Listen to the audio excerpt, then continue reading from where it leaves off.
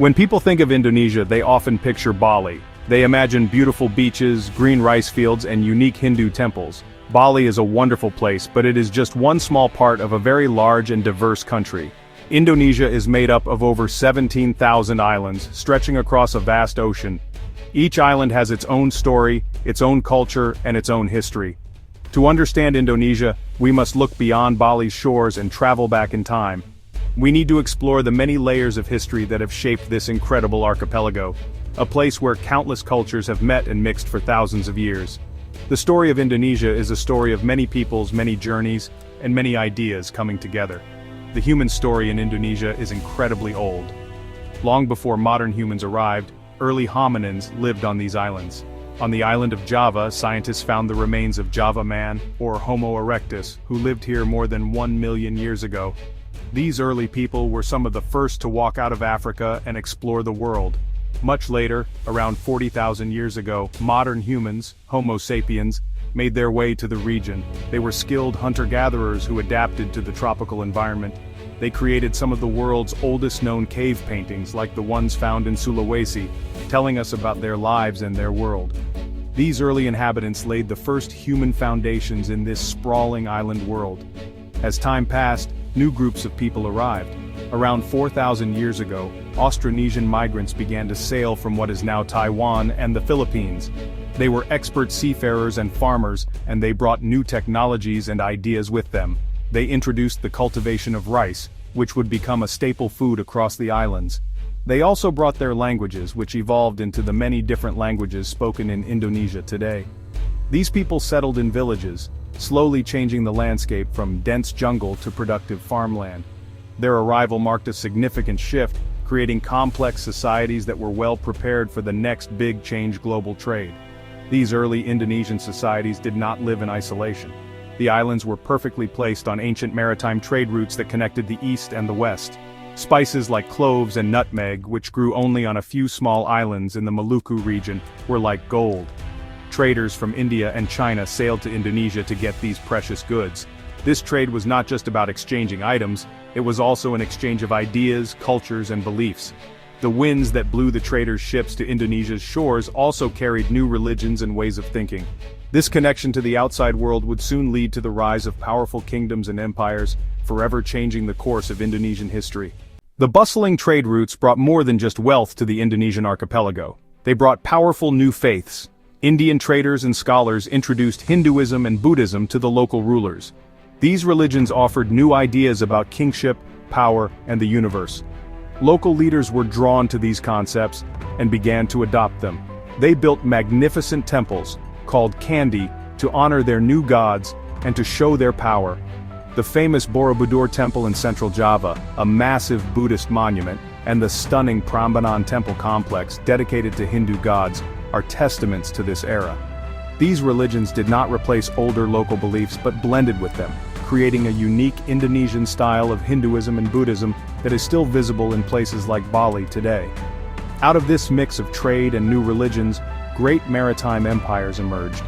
One of the earliest and most powerful was the Srivijaya Empire, based on the island of Sumatra, which rose around the 7th century. Srivijaya did not rule by conquering large territories on land. Instead, it controlled the seas. Its powerful navy dominated the vital Strait of Malacca, a narrow waterway that was the main passage for ships sailing between India and China. By controlling this strait, Srivijaya became incredibly wealthy and influential. It was a major center for Buddhist learning, attracting scholars from all over Asia. The empire's success showed how important the sea was to power and prosperity in the archipelago. After Srivijaya's power faded, another great empire rose to take its place, the Majapahit.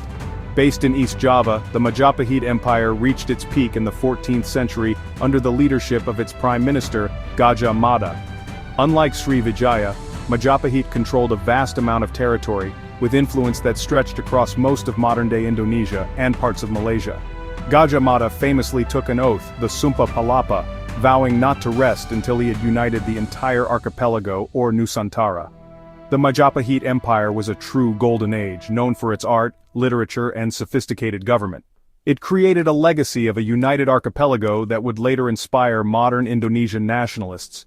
However, just as new ideas had helped build these empires, another new force began to change the landscape once again. Starting in the 13th century, Muslim traders from Gujarat and India and the Middle East brought the religion of Islam to the islands. Islam spread peacefully through trade and the work of Sufi scholars. It was especially popular in the coastal trading ports. Local rulers began to convert to Islam, and new Islamic states known as sultanates started to appear, especially in Sumatra and Java. As the Majapahit Empire declined, these sultanates grew in power. By the 16th century, Islam had become the dominant religion in most of the archipelago, setting the stage for the next chapter in Indonesia's history. Just as Islam was spreading across the islands, a new group of people arrived from the other side of the world. In the early 16th century, European explorers came searching for the source of the valuable spices. The Portuguese were the first to arrive, capturing the important trading port of Malacca in 1511. They wanted to control the spice trade for themselves. They were followed by the Spanish, but it was the Dutch who would have the most lasting impact. In 1602, the Dutch East India Company, or VOC, was formed. This was not just a trading company, it was a powerful organization with its own army, navy, and the authority to wage war and sign treaties. The VOC's goal was simple: to create a complete monopoly over the spice trade. To do this, they used ruthless force. They attacked and pushed out their Portuguese rivals and then turned their attention to the local sultanates. The Dutch established a headquarters in a city they named Batavia, which is now Jakarta.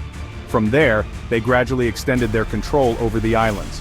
They forced local rulers to sign contracts that gave the VOC exclusive rights to their products. Any resistance was met with brutal military action.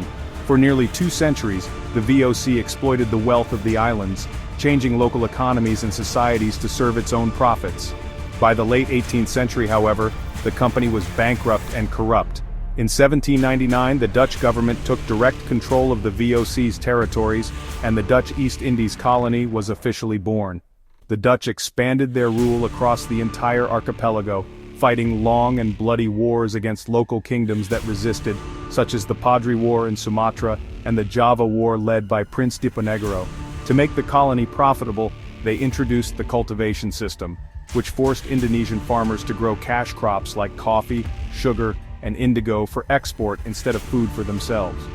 This system brought immense wealth to the Netherlands, but caused terrible hardship and famine for the Indonesian people. Dutch rule reshaped Indonesian society, creating a rigid social structure with Europeans at the top. Despite the power of the Dutch, the spirit of resistance never died. As the 20th century began, a new kind of opposition emerged: nationalism. A new generation of educated Indonesians, inspired by modern ideas of freedom and self-determination, began to organize. They formed political parties and cultural groups to promote a shared Indonesian identity. They used newspapers and speeches to spread the idea that all the different peoples of the archipelago were one nation and deserved to be independent. This growing nationalist movement was a direct challenge to Dutch colonial rule. The long shadow of colonialism was about to be met by the dawn of a new struggle for freedom. The path to independence was unexpectedly and violently changed by World War II. In 1942, the Empire of Japan invaded and quickly conquered the Dutch East Indies. For many Indonesians, the arrival of the Japanese was at first seen as a blessing.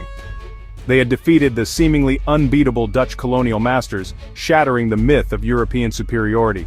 The Japanese promoted an Asia for the Asiatics message, and gave some Indonesian nationalists like Sukarno and Muhammad Hatta positions of influence. They also allowed the Indonesian flag to be flown and the Indonesian language to be used publicly. This period gave nationalist leaders valuable experience in government and helped spread the idea of a united Indonesia to the masses. However, the Japanese occupation was also a time of great suffering. The Japanese were harsh rulers who exploited Indonesia's resources, especially oil and rubber, for their war effort. Millions of Indonesians were forced into labor as romusha, and many died from starvation, disease, and abuse. The dream of liberation soon turned into a nightmare of a new, more brutal form of occupation. But even in this suffering, the desire for independence grew stronger than ever. When Japan surrendered to the Allies in August 1945, it created a power vacuum. Sukarno and Hatta seized this opportunity. On August 17, 1945, they declared the independence of the Republic of Indonesia. Freedom was not yet won. The Dutch, with help from the British, were determined to take back their valuable colony.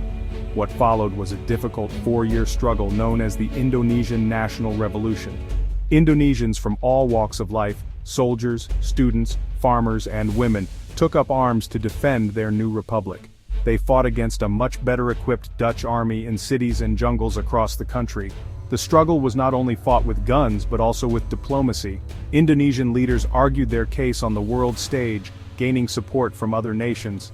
Finally, facing international pressure and determined armed resistance, the Netherlands officially recognized Indonesia's independence on December 27, 1949.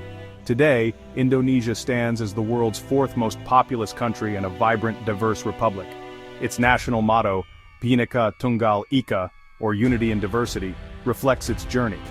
From ancient migrations and powerful empires to centuries of colonialism and a hard-won fight for freedom, Indonesia's history is a rich tapestry woven from many different threads. The country still faces challenges, but it continues to grow and develop, a testament to the resilience and unity of its people. The story of Indonesia is a powerful reminder that a nation is not just a place on a map, but a shared history and a common dream for the future, far beyond the beautiful shores of Bali.